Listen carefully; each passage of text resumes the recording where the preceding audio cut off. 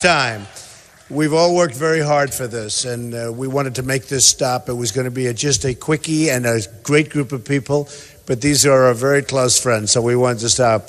We're going over to Cedar Rapids right now. In fact, I just learned we can't fly in, so we're driving in. So I'll get the hell out of here fast. Is that okay? But it's going to, no. We're going to take the best care. But I want to thank everybody for being here. It's been such an amazing experience. First of all, Iowa is a great place. It's a great state with just the most fantastic people. And I must say, win, lose, or draw, I love you folks all. I love you all. It's been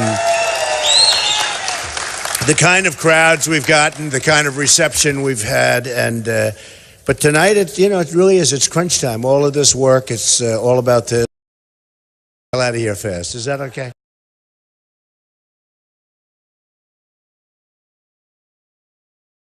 People of this country, it's time we had some. It's incredible. When you look at the Iran deal, when you look at any deal, I mean, look at the trade deals, you don't see that as often. It's not as obvious, but what these other countries are doing to us, they're just cleaning our clock. And I've had it with it. I've had it. And that's why I said, somebody said, he's angry. And I said, I'm supposed to say, oh, no, I'm not angry. I am angry. I'm angry that we're being, and you're angry too. And the cover of Time magazine has it. I mean, they literally put it down where they are very, very, and they have it. You have to read the story, by the way. It is such an incredible story as to what's happened with this whole thing, with the movement and with the people, and it's just like one of the great stories. And they were saying, and very strongly, is he angry? And I said to myself, I'm supposed to say no, but actually I am angry. But I won't be angry for long, because if we win, I will straighten it out so fast, and we'll do it together, but we'll have it straightened out so fast because our people are absolutely incredible people. We have the best of everything. We have the best place on earth, and we're going to make it good again. I put out a tweet this morning. I said, we're going to take back our country. This is when we start. This is day one. We're going to take back our country from these incompetent politicians that don't know what they're doing. It's true. They don't know what they're doing, and if they did know what they did, and I will tell you, some of it's worse than what you think about not knowing. Many times they do things that you say, oh, they're not very smart, they can't be doing this, they have to be totally incompetent. The truth is, they do things for people that give them the money. They're doing things for their special interests and for their fundraisers and for all of these people, many of whom I know. I mean, I look at some of the lists and I laugh. I look at some of the money put up to all of them. I mean, I don't want to use names, but I will, okay? No, I mean, I'm looking at the money put up by Ted Cruz, for Ted Cruz. It's incredible, the people there. It's controlled. And he will destroy your ethanol business 100%. 100%. And look, I'm not really blaming him because he's financed by oil people. The oil people don't want ethanol. It's very simple, especially now because with the prices going down, the last thing they need is more competition. So the oil people are funding him, and they don't want ethanol. Your ethanol business, if Ted Cruz gets in, will be wiped out within 6 months to a year. It's going to be gone. It's going to be gone. And as you know, the ethanol folks like Trump. I've been consistent, I've been solid, and I'm a supporter, and I always will be a supporter. And I view it differently. I view it, the more energy we can have. We never want to be in a position like we've been in over the last many years. Now, we're just now starting to come out of it, but all of a sudden production's going to go down, prices are going to go up, you're going to end up with the monopoly again. It's just not going to happen. So just remember that. I've been for you, and the ethanol folks, the people that are representing you, have given me the absolute highest accolades all over the place.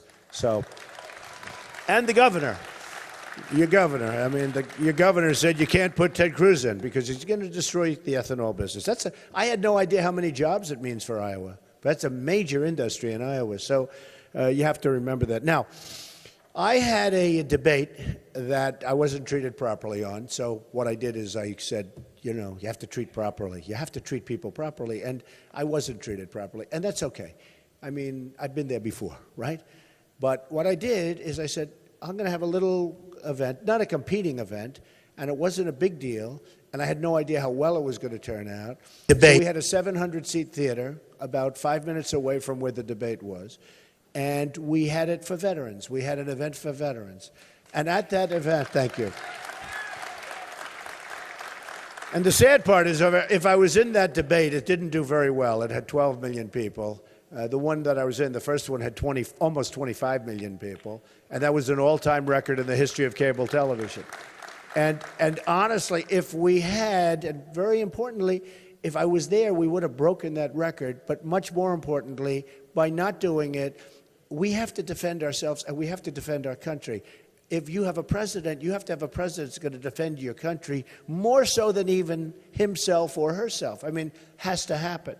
So I had a competing event, and we did it for veterans, because the veterans in this country have been treated so horribly. They've been treated so badly. And we raised in 1 hour, listen to this one, $6 million, okay?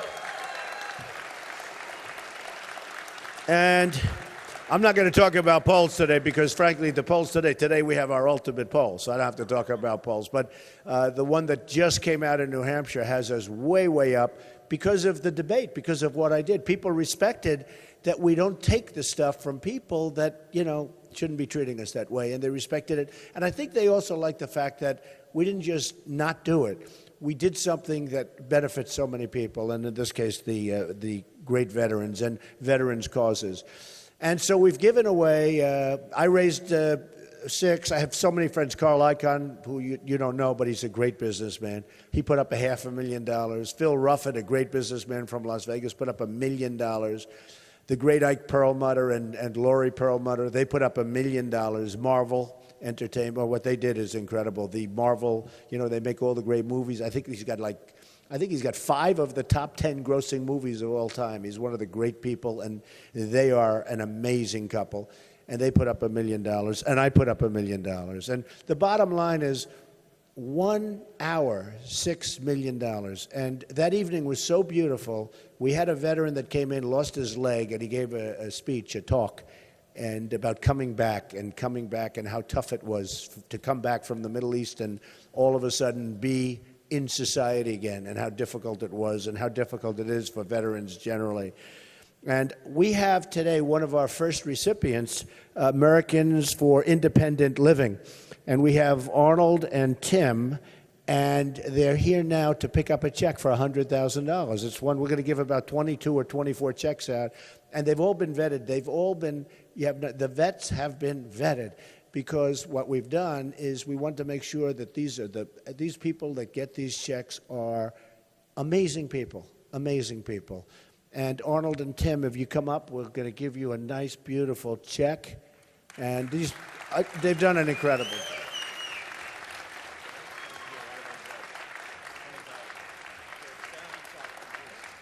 No, you get in the middle. I don't want to be in the middle.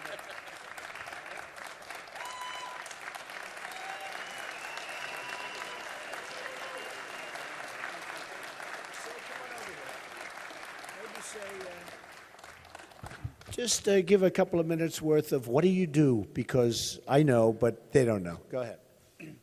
Thank you, everyone. I'm Tim with Americans for Independent Living, a new organization here in the Waterloo area. We're here to help our veterans that have returned home since 9/11, that have suffered major disabilities. And we're looking to do the home modifications as much as we can to help them out that way so they can make a house a home like the rest of us live in, and enjoy life instead of struggling with the challenges that they've come up with, and protecting us and giving us our right to do what we do. So this is what we're here for. Thank you very much. Appreciate it. Thank you. See you in the White House. He said, we'll see you in the White House. That's nice. I like him. No, these people are amazing. I mean, they devote their lives to it. And we were very careful because, you have some people that don't do as good a job, and we say, let somebody else help them. But some of the people that we're giving this money to, they're incredible people.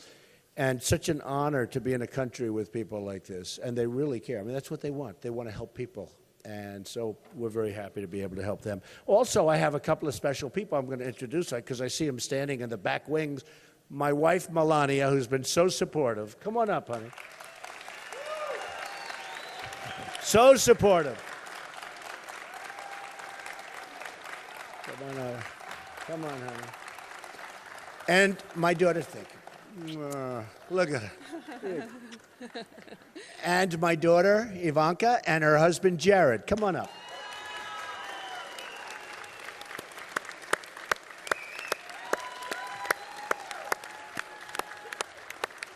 And Jared's a very successful man from New York. He's done a fantastic job, creates a lot of housing for people and real estate. And Ivanka's Ivanka. We know Ivanka, right? And she's going to have a baby perhaps in 10 minutes or a week or 2 weeks or something, but we're ready. You know the joke. It's been going on around. I said, please, please have your baby in Iowa. I would not lose this. It's no way I could lose.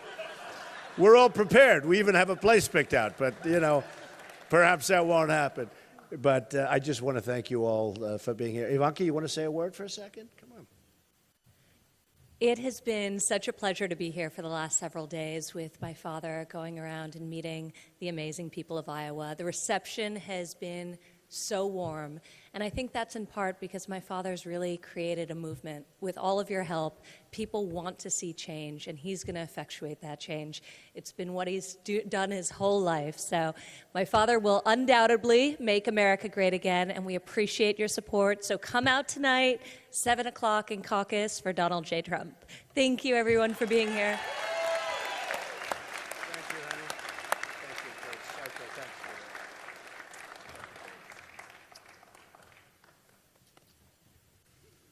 Oh, nice family is always the best thing. You know that, right? People say I talk on success, and no, but it's true. I talk so much on success where they ask me, would you make a speech on success? I give a lot of money to charity talking about success, and we get these big, big crowds, and people say, what is it like? I say, let me tell you, the most important thing is family. It's really true.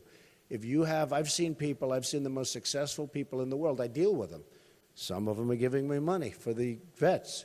But I deal with them all the time, and they have tremendous money, and they've done a tremendous job, and they put, working lots of jobs, lots of education for families, and hospitalization, and all sorts of things. But when you have great family life, you have a wife and family that you love, or you have a husband that you love with your family, it's honestly, those are the people that I see that are the most successful people. Some of the people that have made this vast sum of money have, and not all, but some of them are actually not happy at all. And so when you say, who's the successful person, somebody that's really happy because of the family and because of whatever, and or somebody that's made, billions of dollars and does not feel so great about themselves and is always wanting more, more, more. It's like an interesting thing, but the happiest people I've seen are the people with the great family life. And by the way, believing in God, so important. And I've seen that so much. So important. So important. And I have to tell you, I've been in Iowa now for a long time. We've made many, many trips here, many, many stops, and I've gotten to know many people. The evangelicals have been unbelievable to Donald Trump. They have been unbelievable. Boy, do they understand me. They understand me better than anybody. I said that this morning to somebody. I said, I think the evangelicals really do get me. But we're going to protect so many things. We're going to protect our country. We're going to protect Christianity. Christianity is under siege, folks. It's under siege. And we're going to protect it. And Jerry Falwell was here yesterday. Jerry Falwell, Jr., who's an amazing guy. He built with his father Liberty University. And I was there 2 weeks ago, and we set a record in terms of attendance. But he's seen everybody come through Liberty because each one of the candidates automatically, it's like an automatic stop. And I guess every single candidate went through. And when he endorsed me, as a person he endorsed me, that was one of the great compliments that I could have had because he knows them all. He sees them all. Not an easy thing for him to do. He doesn't do that. I think this is the first time. So when he came out and did that, to me, that was a great compliment. And I think it had a huge impact, frankly, because our numbers with evangelicals, they were good before, but they went shooting through the roof. So a combination of Jerry and Sarah Palin, who is a terrific person and a terrific woman, she came out and endorsed us, and that was so nice and so great. And I think that had an impact. And on the border, who's better than Sheriff Joe of Arizona, right? You know, all of these people are fighting and fighting and fighting and trying to say they're the right. It's very interesting because we're going to have a lot of things. We're going to do things that have not been done. I mean, we're going to build that wall. It's going to be a beautiful, big, strong, powerful wall. And people are going to come through, but they're going to come through legally. Legally. They're coming through the wall legally. And that's the way it is. And it's going to be a great thing, and it's going to be wonderful to have a border. We're going to have a border. And we are going to, you know who's paying for the wall. Mexico's paying for the wall, okay? I won't put you through the exit. Who's paying for the wall? Everybody knows, and they're going to. And the other candidates come up, and they say, why is Mexico paying? How can you do that? They're not going to pay for the wall. I said, of course they are. They make so much money off the United States in terms of trade deficits and trade. The numbers are astronomical. I'm not even including the drug traffic, which probably triples it. You know, the drugs come over. So we get the drugs, they get the cash. This is the way. They have trucks. They drive right over there. You ever see the walls where they have a wall this high and they build a little ramp? I don't even know why they build a ramp. They just bulldoze it and just drive straight. You don't need a ramp. I don't know why they do that. I guess they don't want to hurt the wall. But they build a ramp, and they have Jeeps, and they have these vehicles driving right over. It's the most incredible. I think it was in Time magazine, a picture of these vehicles driving over, loaded up with drugs. And we get the drugs. And you look at some places like New Hampshire, our next stop is New Hampshire. They have a drug problem that you wouldn't believe, and you wouldn't think of that for New Hampshire. It all comes from that southern border, and they have an amazing problem up there in many of the New England states, but, I mean, our country as a whole. So they come up, and they come pouring across, and they come back with the cash. We're going to stop it, because this wall's not going to be a wall you're going to drive over. See that ceiling? That ceiling's peanuts compared to what we're talking about, okay? This is a real wall. This is a wall, if they ever get up there, they're not coming down because they're going to say, wow, it's a problem. And I get a kick out of these people say, you know, they come out and they say the walls don't work. Walls don't work. I mean, the walls they build don't work. You ever see these things? They're like making it out of paper mache.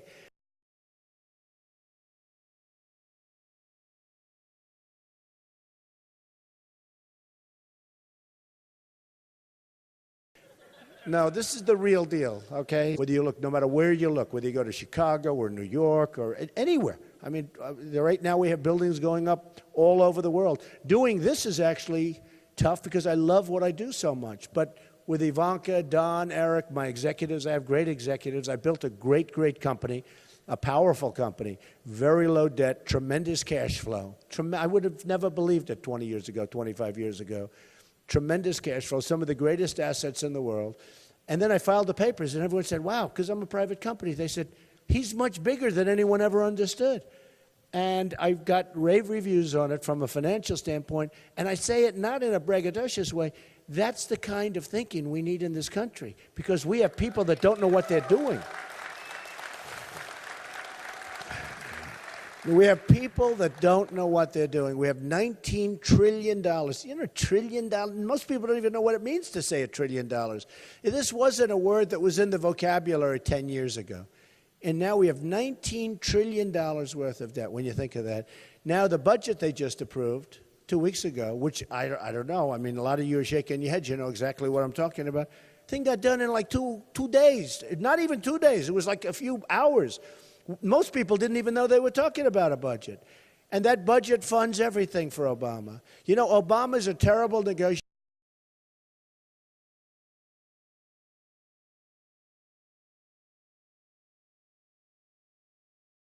except when it comes to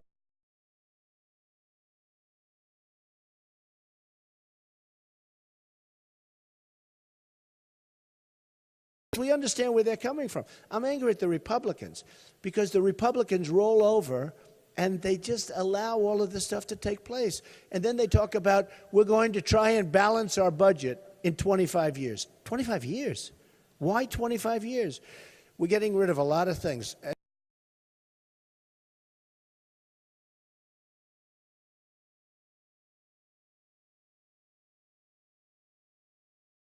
Is not going to be chipped away at. You know, they're chipping away at your Second Amendment. And pretty soon, if it's up to some people, you won't have a Second Amendment. You know, a couple of things have happened, pretty big things, I'll tell you. Paris, Remember California, same thing. Not as great from the standpoint we lost 14 great American people. In Paris, what happened there, what happened in California, just think of this. Gun-free zones, Paris is one of the absolute toughest places in the world to get a gun. One of the absolute toughest. France is like said to be the toughest country. You can't get a gun unless you're a bad guy. What happened is they walk in and they start shooting people. If, like, a few of you people were in that room and you had guns strapped to your ankle or your waist,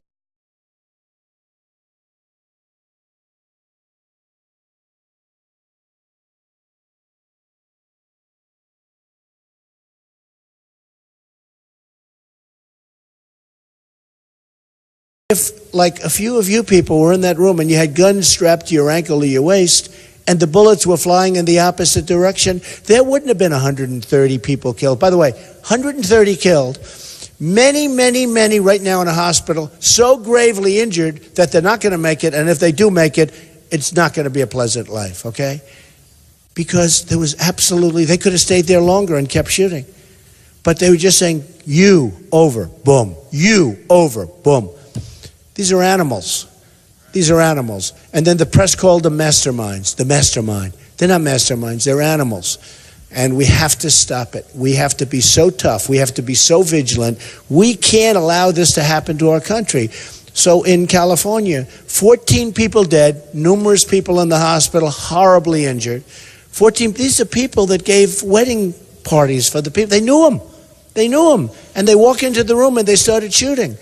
So we have to be tough, we have to be vigilant, we can't allow it to happen, and we have to protect our Second Amendment. If they had in California guns, not many, just if a couple of people that knew how to use them were in that room, it would have ended long before the 14th person, I can tell you that. And it's so sad. I mean, you have another case, which is just absolutely crazy. You have military bases. And you have gun-free zones on military bases. And we had 5 great young people killed, military people. 2 of them were world champions. One was supposed to be one of the great experts on guns, a great shot, great marksman. And their guns were 200 yards away, locked up, because they had a gun-free zone. And this wacko comes in, sees these 5 guys, shoots them, kills them. Now, these were tough guys. These were guys that couldn't have been, if they were having a gun, he wouldn't have lasted. He would not have gotten near the front door. I mean, one of them, they say, is one of the best. But they were all great soldiers. They weren't allowed to have a gun. Now, they're supposed to protect us, and they use guns, and that's how they protect us, and yet we have gun-free zones. I will end gun-free zones on military bases so fast your head will spin. It'll be the first day. The first day. So they're chipping away at your faith. They're chipping away. I mean, the words Merry Christmas. You're going to say Merry Christmas a lot. Believe me, folks. You know, you go now to a store. You go to a department store like Macy's, a very disloyal company. You go to, it's true. First time I had, when I went out, it's so true. I went out and I gave the opening remarks. I had a nice little thing in Macy's, not big stuff, ties, shirts. I make the opening remarks talking about illegal immigration. And they were told they're going to have a couple of pickets in front of Macy's. And what they did is they said, they called, what are we going to do? What are we going to do? These are people I knew very well. Not a big business, but I said, what's the big deal? They'll picket for 20 minutes and then they want to go to lunch. It's not going to be who cares? They said, but this would be bad. In the meantime, they paid all sorts of penalties and fines for non-inclusion and lots of other things, okay? But they terminated, so they're very disloyal. I will never forget Macy's, because I would have never thought that was possible. And they did it over illegal immigration. Then it turned out 2 weeks, by the way, would we be selling right now shirts and ties and perfumes, and you can get them elsewhere, by the way. Go get them elsewhere. I never liked those stores very much anyway. But if you think about it, the country's about loyalty. You want loyalty in the country. So I mentioned during that speech illegal immigration, and all hell broke loose, right? I took heat. Rush Limbaugh, who's an amazing guy. Drudge, an amazing guy. You know Drudge? He's like one of the great people. He's a powerhouse. But I'll tell you, Rush said, I've never seen anybody take more incoming than Donald Trump for saying something that was right. 2 weeks later, everyone's trying to pivot to me. They're all trying to come and talk about illegal.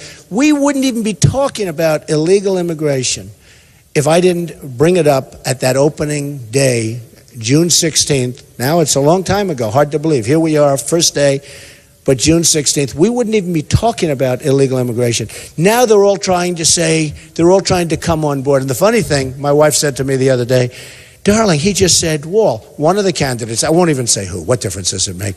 But one of the candidates said, we will build a wall. You know the way they talk? They don't really talk, they like, everything's always like a debate. They're talking to a reporter, we will build a wall. I actually said about Ted, who's a nice guy, I said, he's a good debater, but he's a bad talker. Does that make sense? We will build a wall. And my wife said to me, that's the first time I've heard anyone say they're going to build a wall. Nobody ever said, did you hear anybody say they're going to build a wall other than Trump? And when we get Sheriff Joe, that really is, that really validates what I'm saying. But we have to build a wall, because without a wall, we don't have a country. People are pouring through our border and all over. It's like a sieve. It's like water just pouring right through. And then Obama issues an executive order, and he said, let them come in. And amazingly, the courts, at least temporarily, have stopped him. But it doesn't matter, because if I get in, that'll be the first executive order I end, is that executive order. We won't have to waste our money on lawyers. We're not going to have to waste our money on lawyers. So just a few things, and then we're going to have a big day. And look, the big thing is you got to get out, you got to caucus. I mean, another poll just came out, Quinnipiac, very good poll. We're actually higher than even the Des Moines Register Bloomberg, which came out yesterday. I guess there we were 5 or 6 points. Now I think we're 7 points up in Quinnipiac. But it all doesn't matter, because I hear they all have these great ground games. They got people pouring in buses and trucks, and they're spending all of this money that they're given by the special interests and the lobbyists, and they're spending, and they have unlimited money for that. And so do I, frankly. I mean, so far I'm very proud of something. I've spent less money than anybody else, and I have the best result. I'm number one. It's great, right? And that's what I want to do for our country. I mean, a guy like Bush, he spent $100 million and he's down at the bottom. Now, he spent $100 million. For our country, I want the person that's going to spend the least and get the best result. Right now it's Norway. Well, right now in education, it's Norway, Sweden, Denmark, China. These are all great places for education, right? We're number 28. In other words, we're toward the bottom of the pack. We have literally nations that you wouldn't believe ahead of us. They're like third world nations ahead of us in education. And yet we spend more money per pupil than anybody else by far. Second place doesn't even exist. It's so far behind. So we spend more money. That's like Jeb Bush. We spend more money and we have a bad result. We're going to spend less money. We're going to bring it back locally. You're going to take over. It's going to be so beautiful. And, I've seen it. I've watched it, because over the years I've watched it. I've seen parents that really joined their school boards and joined their whole little circle of friends to make a school beautiful and good. And their sons and daughters graduate, and they stay on, and they love it. They love it. They do it with love and with intelligence, by the way, but they do it with love instead of having the bureaucrats from Washington running schools in Iowa, which is ridiculous. So someday, we're going to, if I get in, I'm telling you, we're going to spend less money and we're going to have much better results, not only in education, on everything else. You look at the military.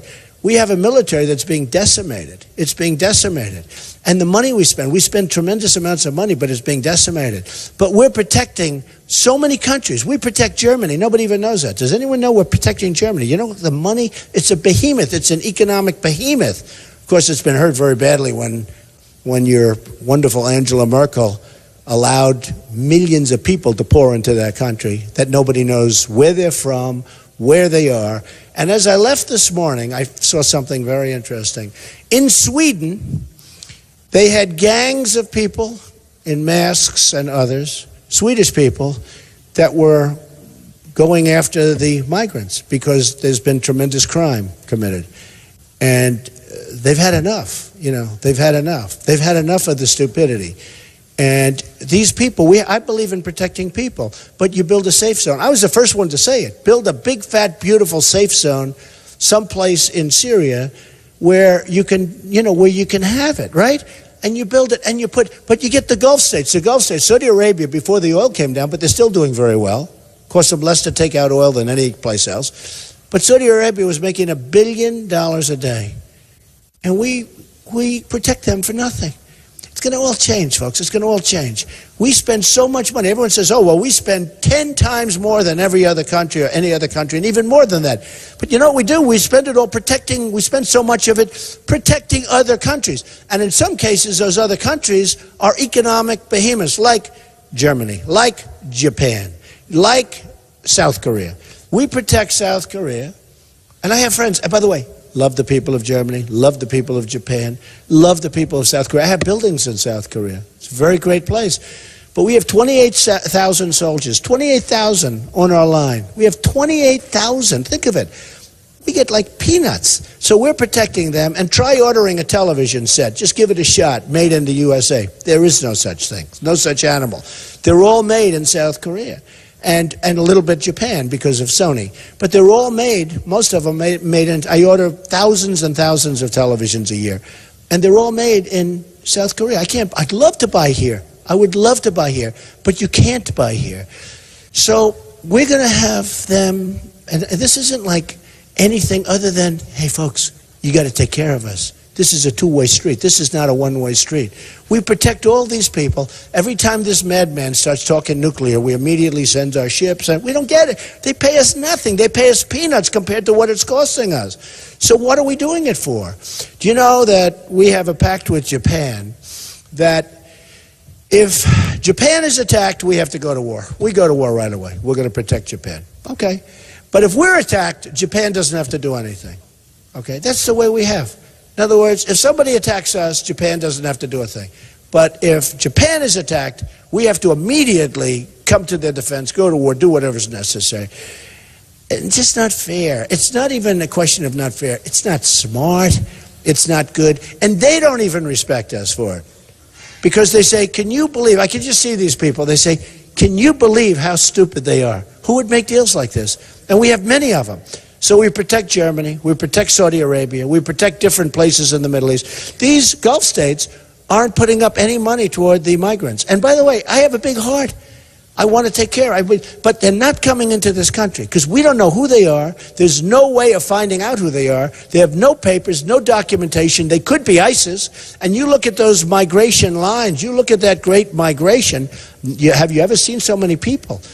It's like one of the lines trying to get into our event the other night when we had it the other night for the veterans. It was, I mean, literally, it was so, we could have filled up that arena.